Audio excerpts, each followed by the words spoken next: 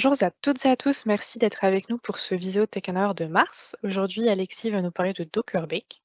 Donc, comme d'habitude, si vous avez des questions pendant la présentation, n'hésitez pas à les poser. On les traitera à la fin et Alexis prendra le temps de vous répondre. Bonjour à tous. Aujourd'hui, je vais vous parler de Docker Bake et comment orchestrer vos builds de Docker. Donc je me présente rapidement. Donc je suis Alexis Martini, je suis chez Visio en tant qu'ingénieur cloud de DevOps et .NET, principalement sur des technologies Microsoft, Azure et Kubernetes.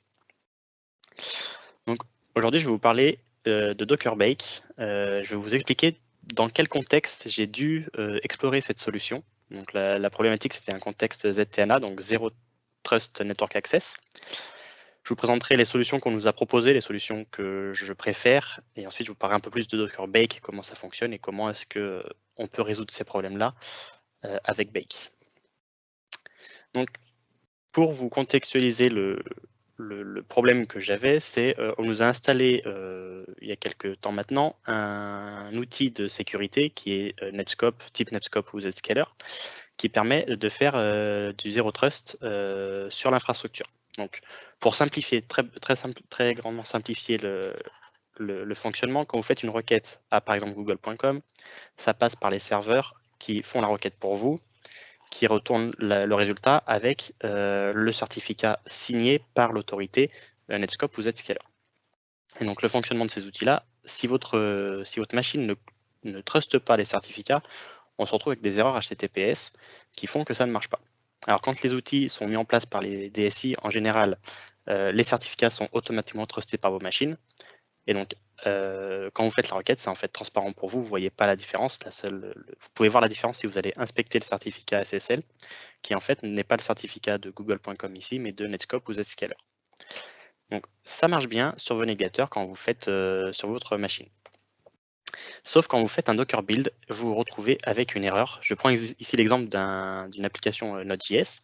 Donc on fait le copy du package.json du package.lock et on fait un run npm-ci qui va télécharger toutes les dépendances npm et on se retrouve avec une erreur de type self-signed certificate in chain parce que ces outils de sécurité vont intercepter les requêtes et les rechiffrer en quelque sorte avec leur certificat.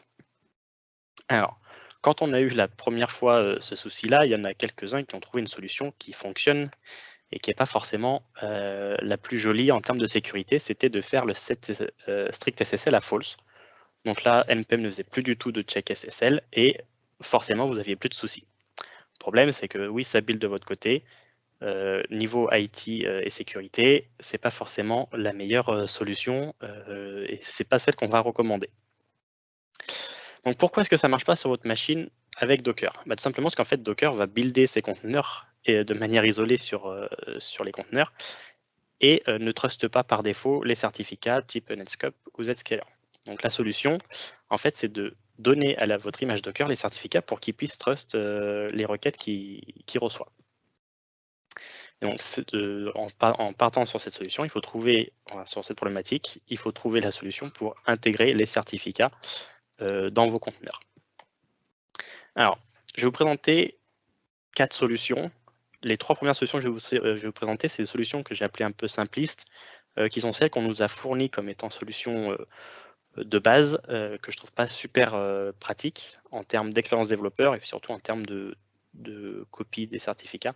Et la solution multi-contexte, après, je vous présenterai, qui est la solution que j'essaie de mettre en place sur tous les projets sur lesquels j'interviens, où il y a du Docker. Donc les 3 solutions qu'on nous a présentées, c'était soit de créer un Dockerfile par environnement, donc un Dockerfile qui serait sans les outils de sécurité, type CI/CD, et un Dockerfile qui serait pour les environnements avec ces outils de sécurité, donc local. Deuxième solution, c'est d'utiliser les args avec des if dans des commandes run ou d'utiliser un Docker Compose avec du montage de certificats. Donc la première, elle est simple, elle est très simple, c'est vous avez un Dockerfile, un Dockerfile.cert pour l'exemple ici, et la seule différence, c'est sur le deuxième Dockerfile, vous avez la ligne 5 et la ligne 6 qui vont en fait copier les certificats qui doivent être dans votre Git et rajouter une variable d'environnement, c'est le fonctionnement de Node. Cette variable d'environnement lui dit où sont les certificats à truster en plus. Et ensuite, on exécute les commandes habituelles. Mais cette solution oblige au niveau de la CI ou sur un environnement qui n'a pas ces outils de sécurité, de faire un Docker build avec le Dockerfile par défaut. Et sur les environnements où on a ces outils de sécurité, de penser à spécifier quel Dockerfile utiliser. Donc ici, le Dockerfile.cert. Donc ça, c'est une première solution qui est fonctionnelle, mais que je trouve pas très bien parce que en termes d'expérience développeur, faut penser, est-ce qu'on est sur le bon environnement? Faut que quand on fasse une modification d'un côté, il faut la répercuter de l'autre côté également. Donc c'est pas la meilleure solution pour moi. La deuxième solution qui a été proposée, c'était d'utiliser des if, donc de copier les certificats dans tous les cas. Donc là, on a bien la ligne 6 qui copie quand même le certificat. Et ensuite, de faire un if, le build on ces certificates.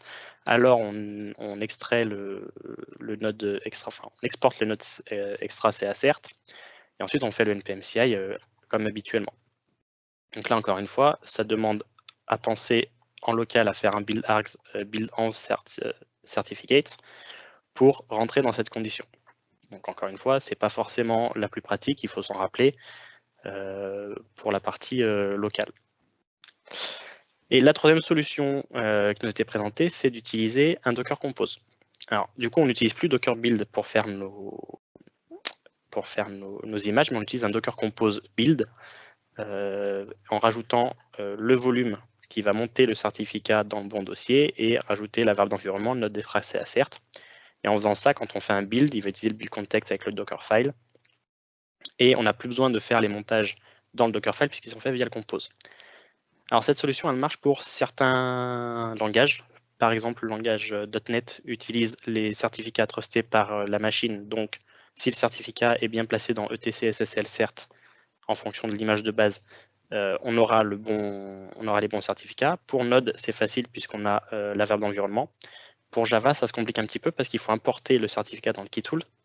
Et il y a potentiellement d'autres langages qui vont avoir ce fonctionnement aussi où il va falloir faire des commandes en plus.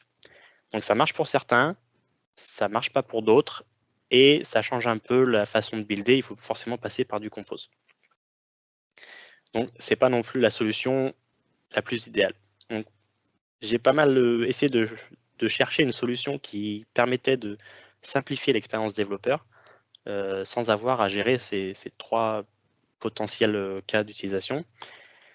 Et je me suis posé la question, est-ce qu'on ne peut pas faire comme on ferait dans du code, utiliser certains design patterns qui nous permettraient de changer l'implémentation au runtime, c'est-à-dire de passer de ce Dockerfile que j'ai ici à celui-ci sans avoir à faire quoi que ce soit en plus dans le Dockerfile ou avoir à lancer des commandes spécifiques avec des montages de volume ou des choses un peu plus tordues. Donc c'est là que je me suis penché et je me suis rappelé en 2021 ou 2022, je ne sais plus exactement, que Docker avait annoncé le support des multi-contextes et que je me suis dit, si on peut utiliser cette solution, autant l'explorer. Donc c'est là que je vais vous présenter qu'est-ce que c'est que la solution multi-contexte que j'ai mis en place. On connaît tous le contexte de base de Docker, qui est le contexte de build, qui est le point qu'on retrouve ici. Et donc le point permet de dire au démon Docker l'emplacement. Donc là, le point, c'est l'emplacement courant dans l'arborescence de fichiers. Dans ce dossier-là, on retrouve le package.json, le package.loc, le npmrc. On retrouve le point qu'on a ici pour copier l'ensemble du reste du fichier. Et on retrouve le point docker, httpdconf, htaccess ici. Donc ça, c'est le contexte de build que tout le monde connaît. Après, on a deux contextes dans un Dockerfile. C'est les contextes quand on fait du multistage. On se retrouve ici avec, quand on fait un copy from build, en fait, on va référencer le contexte qui est plus haut, qui est le from node 20, qu'on a aliasé en tant que build. Et donc, on a ici un autre contexte qui est le contexte HTTPD, qu'en fait, il est utilisé nulle part ailleurs. C'est l'image, c'est le dernier from, donc l'image qui sera résultante du build. Donc ça, c'est les contextes de build que tout le monde connaît. Mais en fait, avec l'introduction du multi-contexte dans Docker, on a la possibilité en fait de modifier, vu que node 20 ici c'est un contexte, et ben en fait on peut dire que node 20 c'est comme si on écrivait build context node 20 10 bullseye est égal à docker image // node 20 10 bullseye. Donc là en fait on a juste complexifié la commande pour faire exactement la même chose. Mais si on peut faire ça, alors est-ce qu'on ne pourrait pas par exemple faire ça? C'est-à-dire que le build context node 20 serait en fait une image Docker qui est la node latest. Et pareil pour HTTPD, est-ce que la HTTPD 2.4 Alpine pourrait ne pas être la HTTPD latest? Donc en faisant ça, on vient modifier le build sans modifier notre Dockerfile. Et donc c'est là que la solution multi-contexte, elle rentre en jeu. Comment est-ce que ça peut résoudre notre problème de certificat? En fait, on va avoir un premier Dockerfile qui lui va juste venir prendre l'image de base, donc la node 20 ici, copier les certificats et mettre la variable d'environnement node extra CACERT dans l'image. On build cette image qu'on va appeler node 20, node 2010 bootI cert, en lisant que le build context certificate qu'on retrouve ici, c'est en fait le contexte, c'est le chemin vers le dossier qui contient les certificats et qui contient notamment le certificate.pem qu'on trouve ici. Donc ça, c'est une image à part. Et ensuite, quand on va venir builder notre Dockerfile dans un environnement avec ces outils de sécurité, ben on va venir lui changer, on va lui dire que le build context node 20, c'est en fait l'image qu'on vient de builder précédemment. Donc l'image avec les certificats.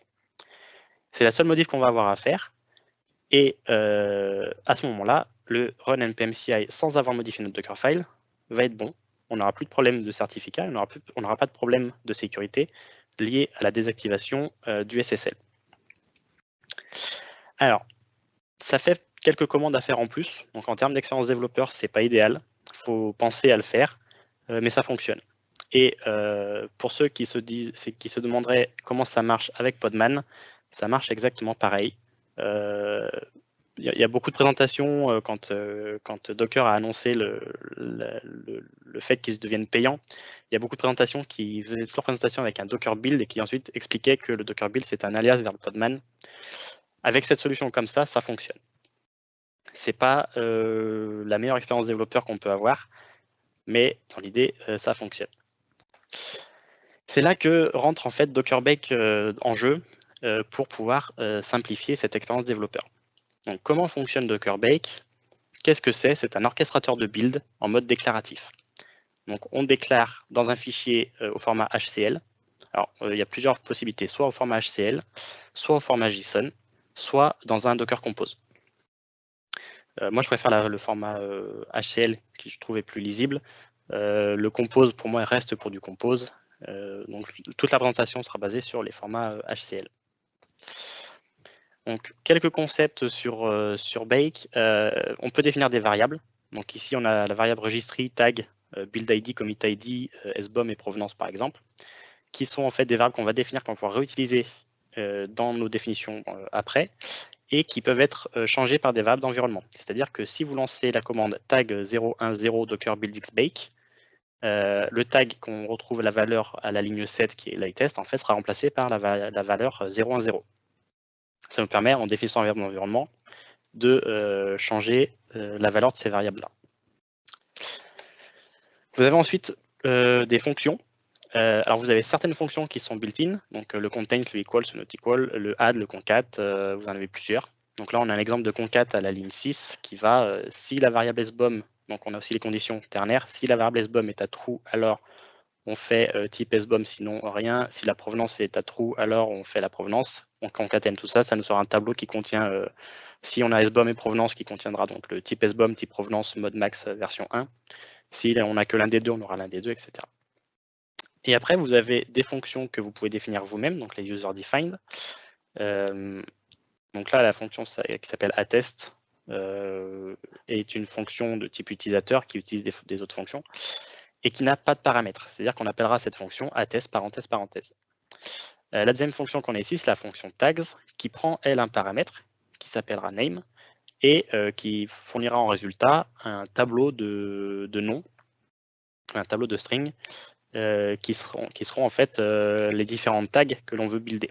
Donc ça permet de builder plusieurs tags en une seule commande également.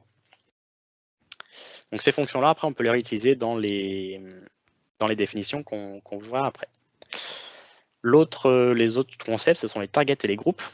Donc une target, c'est, on va dire, une application.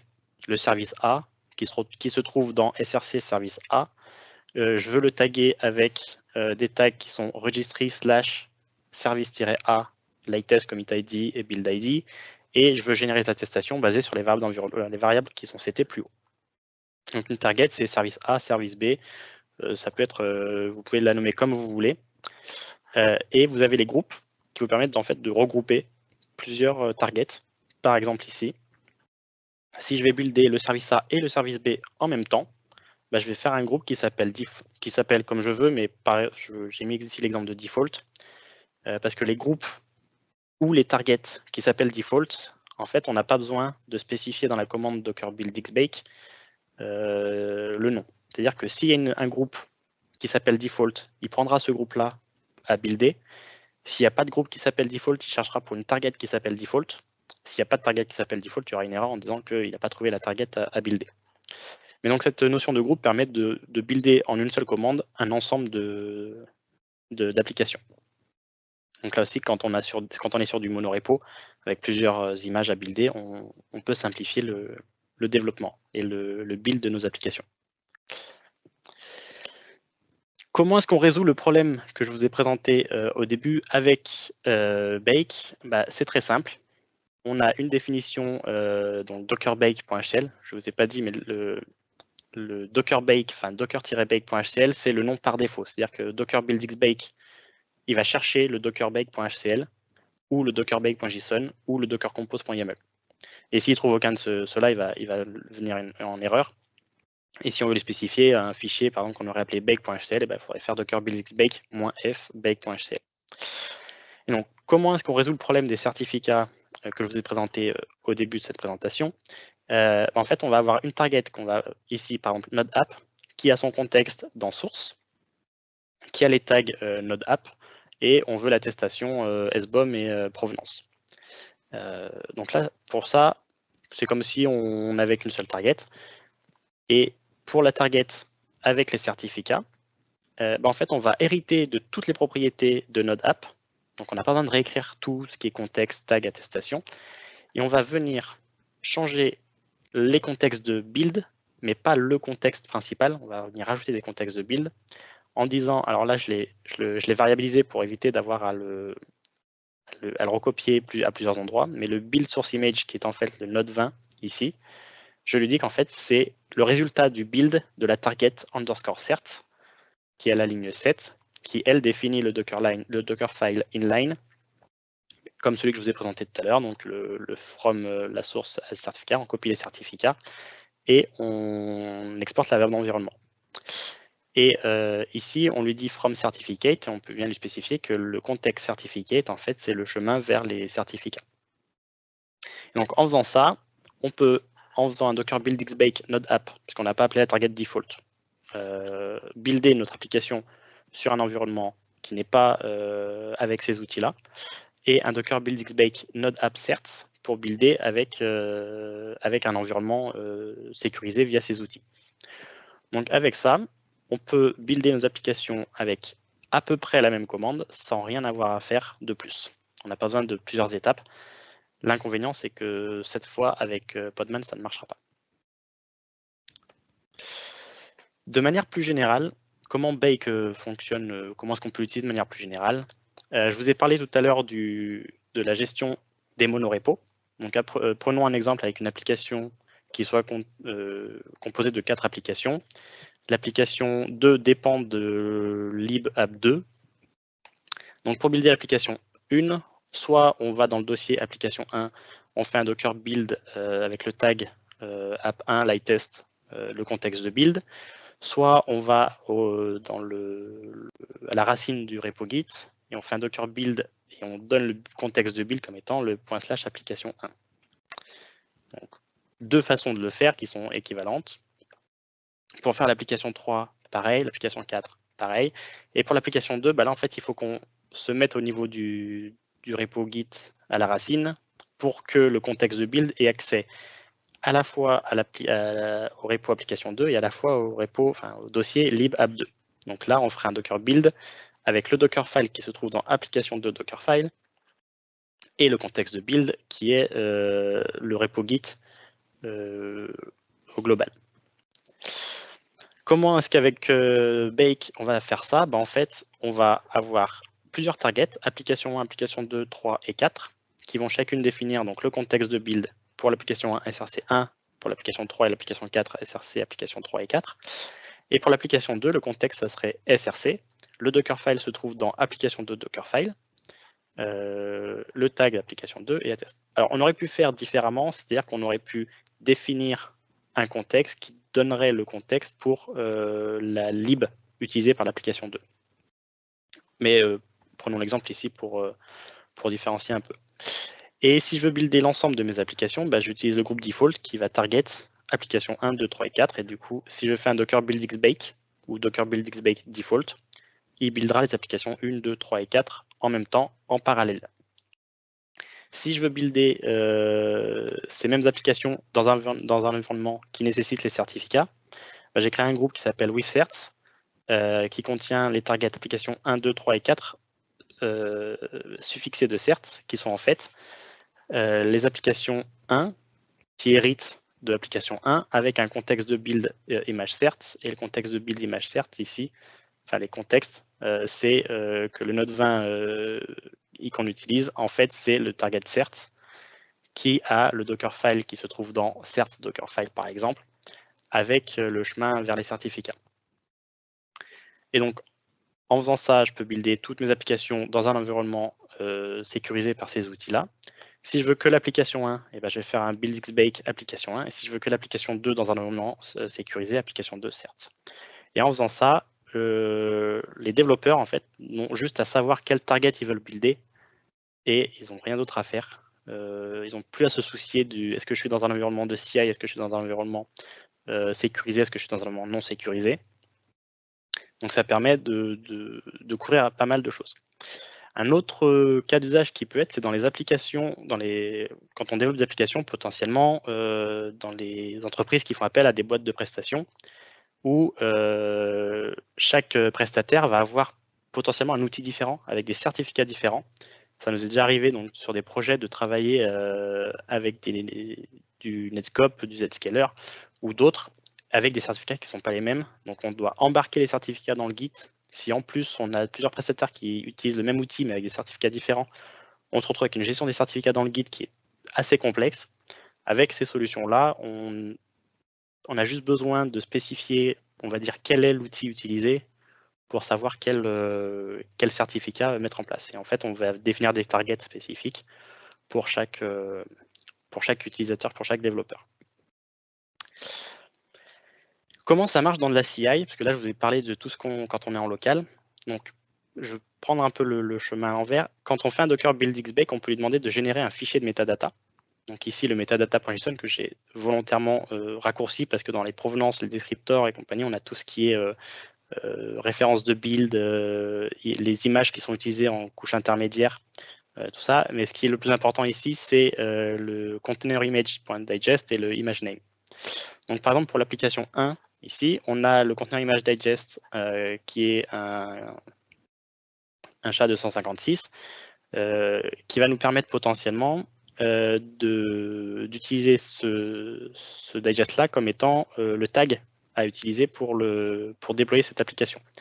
Et vous voyez ici, on a image name qui contient registry application 1 SBOM attestation, puisque je vais demander de générer les attestations SBOM. Registry application 1 build ID, registry application 1 commit ID. Tout ça en une seule commande, en fait, il m'a buildé ces 3 tags pour cette même image. Ces 3 images vont aller sur le même digest. Et en ayant uniquement fait Docker build xbake, il m'a généré les 4 applications avec chacune leur digest, chacune leur build ID, leur image name. Donc, dans un contexte où on a plusieurs applications à déployer dans la CI, on a utilisé ce système-là au niveau de la CI. Donc, il y a une partie du script, enfin de la pipeline qui fait le Docker build xbake avec le metadata qui est le metadata.json. Le petit output, je vous en parlerai juste après. Et on a ici, par exemple, le SBOM à false et la provenance à false dans le cas où on est dans une pull request. Parce que en fonction de l'output, je vous en parlerai juste après, on va ou pas générer le SBOM. Et donc ce petit output-là, c'est de dire que on peut venir surcharger les variables qui sont dans le Docker Bake HCL en disant, ici par exemple le set étoile, donc c'est-à-dire pour toutes les targets, je veux que l'output de la target en question, donc ici toute, soit de type registry. Donc en spécifiant l'output type registry, on va dire build et push dans la registry. Donc dans le cas où on n'est pas dans une pull request, on va déployer ça. Enfin, on va pousser ça sur la registry. Dans le cas où on n'est pas sur une pull request, on veut juste vérifier que le Docker build correctement. Et donc on fait de type Docker, en fait, ça va générer une image Docker qui sera que sur la registry locale, qui est localhost en général. Et une fois qu'on a ce fichier de metadata ici, on peut dans des steps plus loin ou dans des pipelines plus loin, générer par exemple ici le fichier de values Helm qui va venir pour chacune des entrées dans le fichier JSON qu'on a juste avant, donc c'est-à-dire ici. Pour chacune des entrées, on va faire le image tag qui est en fait la valeur de conteneur image digest. On va mettre tout ça dans un fichier imagevalues.yaml qu'on va pouvoir utiliser derrière. Donc si on a, admettons, une chart qui va venir déployer plusieurs autres charts, on a un values qui dit application 1 enable true, application 2, 3 et 4 à enable true. On a de l'autre côté le image values avec application 1, image tag avec le tag pour chacune des images. Quand on va faire le Helm install, on va se retrouver avec ce YAML là, donc qui nous permet de venir déployer l'application avec le chat de l'image directement et pas utiliser un tag qui lui peut changer d'une version à l'autre. Donc on peut l'utiliser dans la CI très simplement, comme montré ici. On a vraiment le Docker build xbake à faire et pas plus. GitHub Actions a une action spécifique pour ça. Là, c'est une Azure Pipeline, il n'y a pas d'action spécifique, mais voilà. Écrire un script shell qui fait ces deux lignes-là, c'est pas très compliqué. Donc, on a le même fonctionnement dans la CI et en local. Donc, ça nous permet vraiment d'avoir un truc qui est reproductible en local aussi.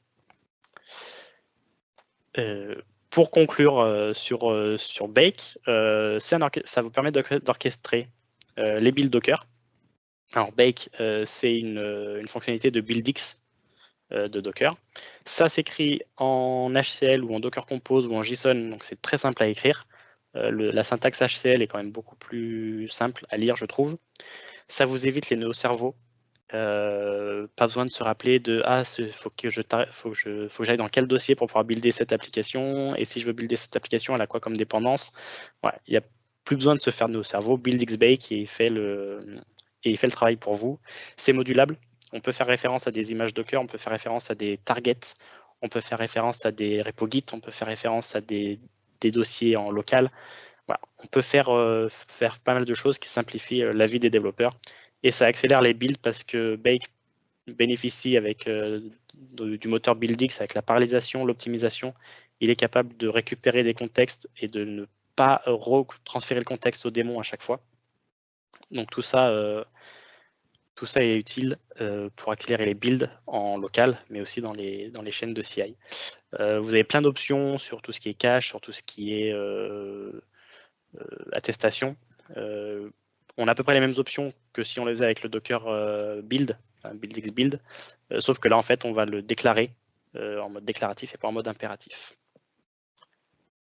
Voilà. Je vous ai mis quelques liens, les deux premiers qui sont les liens sur le blog Docker. Donc le premier, c'est le support du multi-contexte, 2021 ou 2022, je ne sais plus exactement, où ils ont annoncé ça. Le deuxième, donc c'est l'introduction à Docker Bake. Et les deux suivants, c'est des dev community, donc des blogs dev community que j'ai fait, qui résument un peu tout ce que je vous ai présenté aujourd'hui. Et le QR code retourne sur le GitHub avec les liens, puisque là, vous n'avez pas les liens directement. Donc, sur ce lien GitHub, vous avez tous les liens qui se trouvent ici. Voilà, je vous remercie. Merci Alexis. Comme d'habitude, on va attendre peut-être 1 ou 2 minutes s'il y a des questions. Sachez qu'il y aura un Visio Tech Hour en avril. J'ai le sujet qui n'est pas encore tout à fait détaillé, mais on sera bien présent le premier jeudi du mois d'avril. Je remercie également Marion qui était à la régie aujourd'hui.